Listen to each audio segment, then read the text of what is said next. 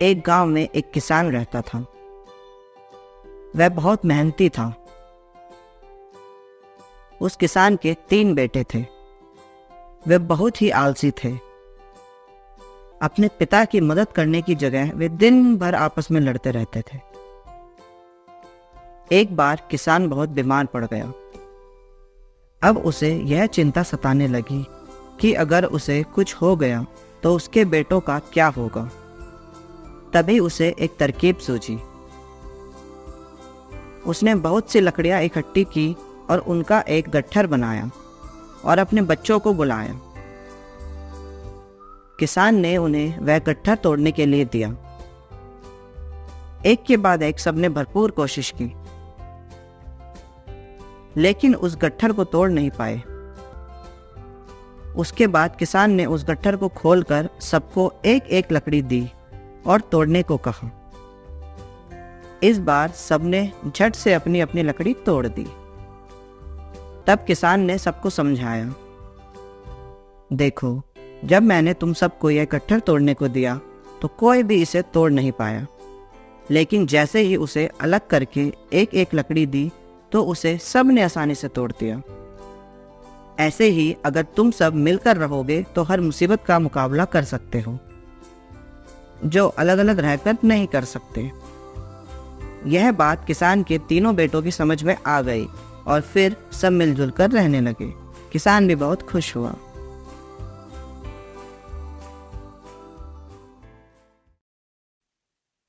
सच्चा मित्र।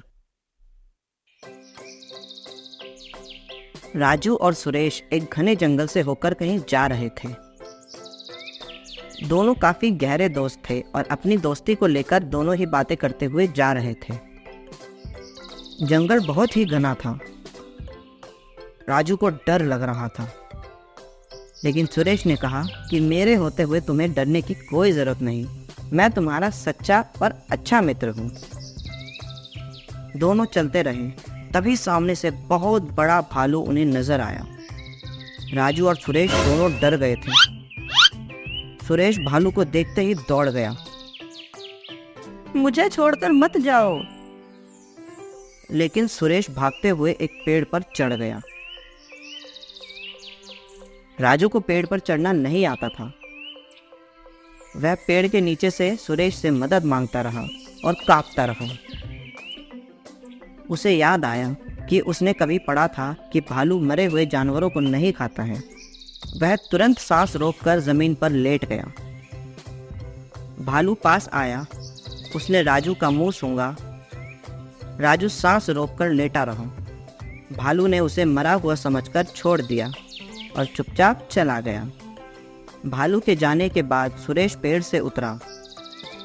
उसने राजू को हिलाया और पूछा, भालू ने तुम्हारे कान में क्या कहा? राजू मुस्कुराया और बोला, भालू ने कहा कि वह पेड़ पर बैठा लड़का तुम्हारा मित्र नहीं है। यह कहकर राजू वहां से चला गया। सुरेश को अपने किए पर बहुत शर्म महसूस हुई। शिक्षा। मित्र वही है जो मुसीबत में काम आए।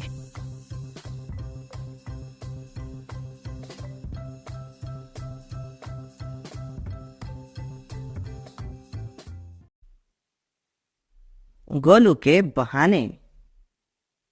एक गोलू नाम का लड़का था। उसे खेलना कूदना बहुत पसंद था। उसे स्कूल जाना बिल्कुल भी पसंद नहीं था। वो रोज रोज कोई ना कोई बहाना बनाकर स्कूल की छुट्टी कर लिया करता था।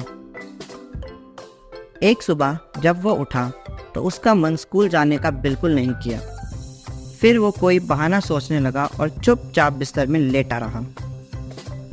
जब गोलू की मम्मी उसे उठाने आई तब गोलू ने कहा, मम्मी, आज मेरे पेट में दर्द हो रहा है, मैं उठ भी नहीं पा रहा हूँ, आज मैं स्कूल नहीं जा पाऊंगा। गोलू की मम्मी समझ गई कि आज ये पेट दर्द का बहाना बना रहा है। उन्होंने गोलू को सबक सिखाने का फैसला किया और कहा, चिंता मत करो गोलू बेटा, मैं अभी डॉक्टर को बुला के लाती हूँ। और वो डॉक्टर को लेने चली गई।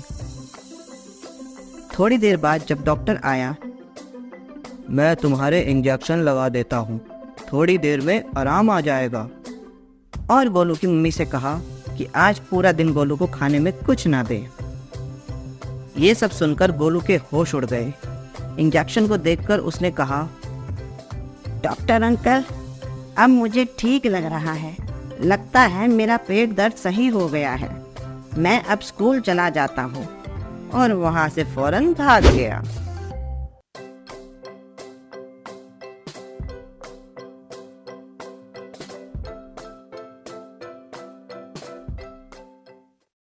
एक समय की बात है। सूरज और हवा में बहस छिड़ गई कि कौन ज्यादा ताकतवर है। हवा ने सूरज से कहा, मैं तुमसे ज्यादा ताकतवर हूँ।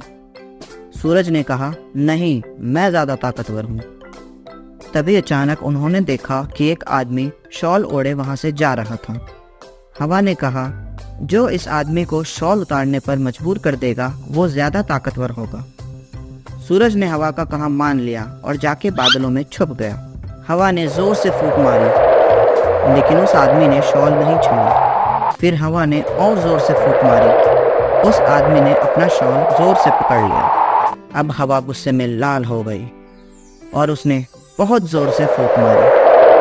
जोर से हवा चलती देख आदमी ने अपना शॉल और जोर से पकड़ लिया। हवा उस आदमी का शॉल नहीं उतरवा पाई।